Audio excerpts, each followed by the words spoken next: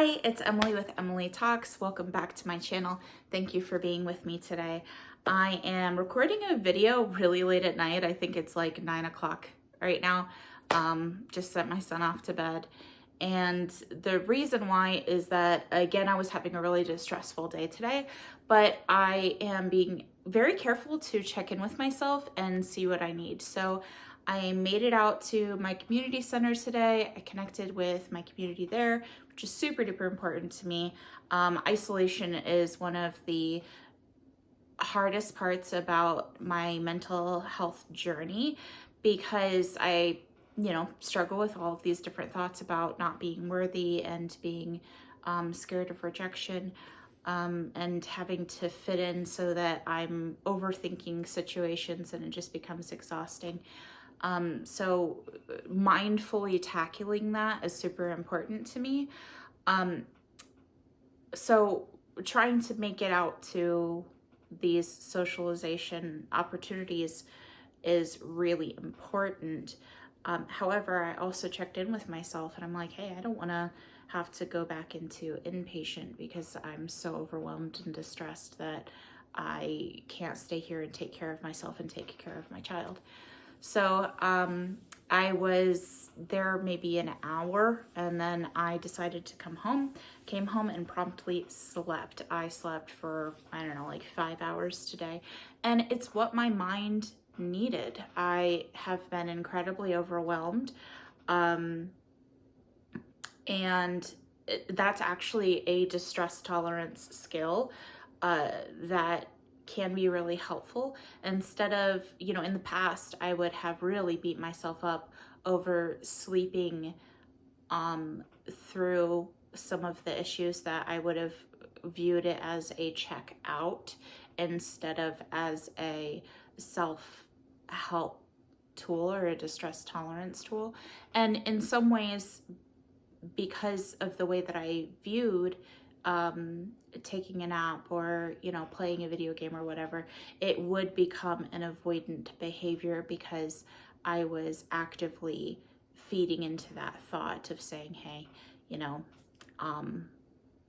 don't want to have to deal with this. So in order to not even see the issue, I'm going to delve my mind into some other thing and close myself off from the awareness of what's going on around me. Whereas now, because I'm starting to accept that stepping away from the situation can be a distress skill, a distress tolerance skill, so that once I'm collected, I can come back to the situation refreshed and ready to actually handle it, tackle it, deal with it. It has changed that framing, and it brings me a lot of joy and energy to come back to the situation that had caused me so much distress, because now I'm like, hey, I've taken care of my body, my mind, my needs, and I can really give this situation my energy and my attention. It's such a great way to live instead of living in this sense of shame and I'm not good enough, and I choose living in chaos over choosing responsibility. When I take that time away for myself to de-stress and kind of let my mind calm down from what has gone on with actual relaxation, I can't force myself to live, to do some Spartan activity that kind of feeds into the, well, if you're taking a break from your responsibilities, you can't enjoy yourself. Well, that's kind of bullshit, doing that just makes the relaxation not actually relaxation. It's another feed into the sense of self-punishment, or that I'm not worthy of taking care of myself. So I slept a ton today. And I decided to not go to the community center tomorrow. Wednesdays, they host a lunch and a lot more people are there. And since I have done more work to be consistently present in my life, being around crowds is a lot more difficult. I'm more susceptible to triggers because I'm choosing to live in a present state of mind and not constantly checking out from the world so that I can function, leaves me in a state where I'm more vulnerable because I'm present with my own thoughts and feelings so that I can intentionally change them, which means if I'm in a crowded group of a lot of people that I'm trying to serve and please because I feel unworthy, and then having to deal with the feelings of like, I shouldn't be having to do that. And then especially having people traveling in my periphery, that particularly sets off my PTSD, and I become very upset and end up in dissociative episodes or panic attacks, or just straight up flashback type of states. So I made the active decision to say, hey, this week I am going to check in. I'm going to keep that channel of communication open by saying, hey, if I would like to come and join you guys by Zoom, I am not going to isolate myself, but I am going to do things to lower the amount of distress in my life with intention of handling my symptoms and keeping myself out of having to go into an inpatient stay to deal with the extreme distress that I'm currently experiencing, particularly because right now my son does not have a place to go. He would end up having to be placed with a family while I'm in treatment that, we wouldn't know who they are. And I'm sure that would be quite a struggle for Marcus. I mean, him having to live with me experiencing my symptoms is already quite a thing, as well as the limitations that,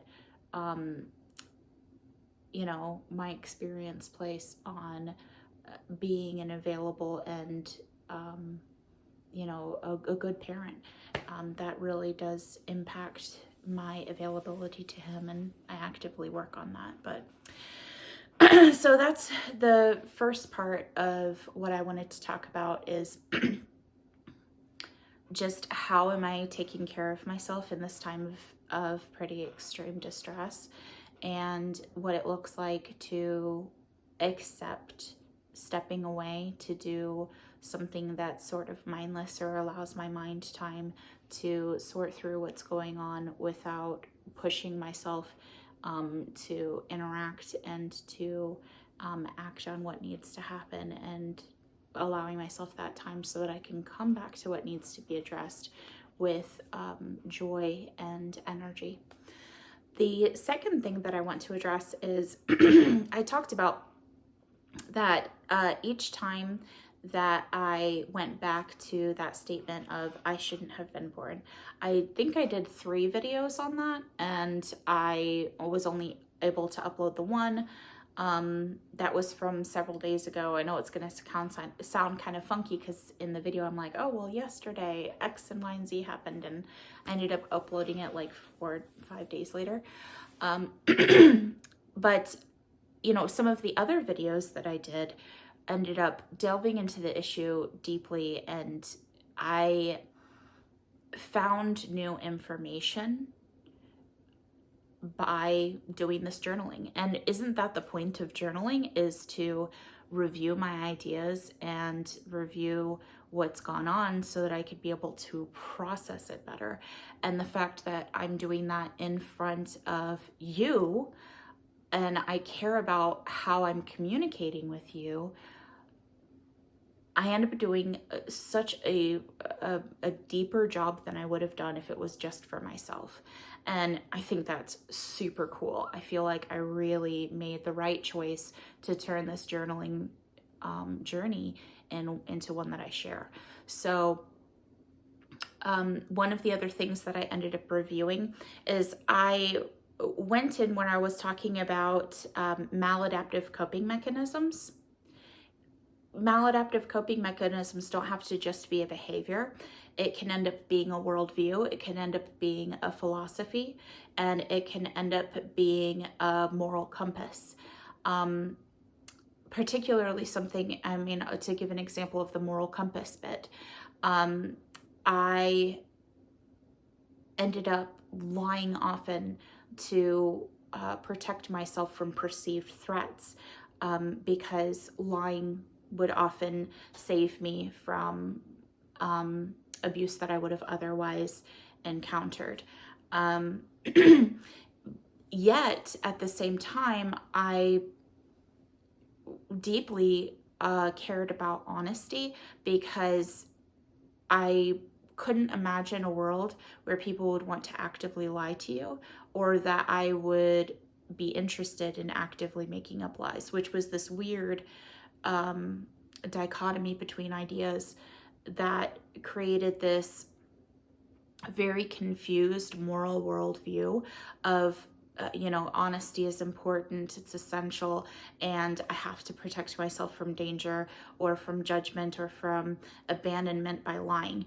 So I had to do both of these things at the same time, and it caused a lot of conflict, anxiety, and that leads, that extreme amount of anxiety led towards some pretty extreme panic attacks and dissociation and these types of things, because trying to hold two opposing ideas at the same time causes distress and friction, especially if they are deeply held ideas that they can't both work together at the same time. It really left me with this fractured mind that, caused a lot of distress. So when I think, the video that I made before that I lost the footage, I ended up somehow touching on this whole thing about maladaptive coping mechanisms being also maladaptive philosophy, maladaptive morality, maladaptive worldview, because it tied in so perfectly with my development over time about what had happened to me and my moral responsibility to myself. Is I developed this maladaptive worldview that if, to bring back around the analogy of my disability being like in a wheelchair and I'm sitting here in front of stairs and I can't climb them. So having this sense of moral responsibility to get to my destination, but I'm facing stairs while being in a wheelchair. Well, I was turning inwardly and thinking, I'm so upset that I'm in this wheelchair, and this is what's keeping me from being able to reach my goals. And, I didn't put myself in this wheelchair, somebody else did. And I'm going to be angry at them and I'm going to blame them, or even just say, regardless of their responsibility in this, I'm now in this state where I'm in the wheelchair, and it totally doesn't focus on problem solving. And that's how I came to this understanding over doing these videos of, that is what accessibility is. When you think about, handicap parking and ramps and all of these different things that allow people who have handicaps to go to the grocery store, to achieve things that they need in life with as much independence as possible, so they don't have to rely on abled people to, do basic skills for them. And I don't want to sit in this, state of disability with anger, resentment, lack of hope, giving up, accepting that I just can't get to where I want to go. And I realized that all of that was a sort of maladaptive worldview, where, part of the terminology about issues with mental health is learned helplessness. And I think that, in some ways that's unfair, because mental health issues are invisible illness where you can't see the wheelchair, so you're just saying walk up the freaking stairs. And that isn't what learned helplessness is about. Instead, it's of, okay, I'm going to accomplish my goals, and this is what that looks like. It looks like seeking accessibility, thinking of creative solutions, and self-advocating to be able to have my challenges known in a very clear language, that accessibility features become they aren't moral judgments about me being somebody who is just avoidant of taking care of myself.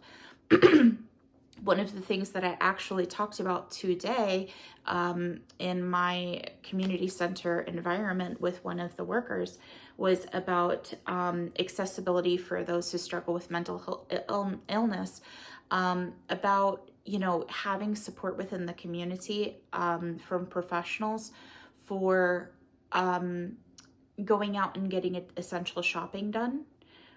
Something that has been very difficult for me is A, I don't have a car, but also B, just the distress of trying to go out and do some essential shopping that I needed to do has kept me from addressing a very important issue for a month or so now. And I ended up approaching somebody who is a mental health worker that is available to me. And I said, hey, can you help me go out and shop? And this person heard, I'm not making the plans on my own to get this shopping done, versus hearing the amount of mental distress and executive functioning, issues with executive functioning that I'm having is keeping me from achieving this goal.